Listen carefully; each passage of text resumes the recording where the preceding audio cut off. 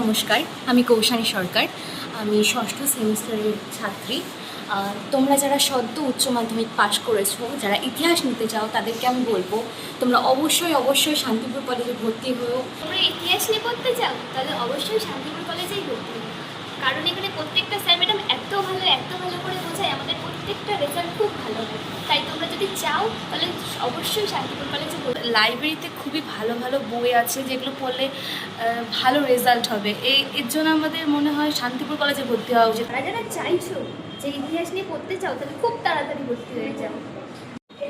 ইতিহাস পড়তে গেলে কিন্তু অবশ্যই শান্তিপুর কলেজে আসতে হবে। শান্তিপুর কলেজ মানে ইতিহাস।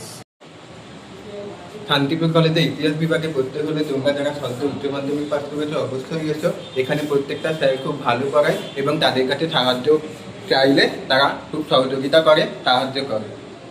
তোমরা তো দেখে বুঝতেই পারছো এগুলো আমরা হিস্ট্রি ডিপার্টমেন্টের স্টুডেন্ট এবং স্যাররা আমাদেরকে খুব যত্ন সহকারে হাতে কলমে শিখিয়ে।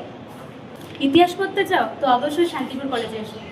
তোমরা কি ডিসিশন নিলে? ইতিহাস পড়তে হলে অবশ্যই শান্তিপুর কলেজে এসো।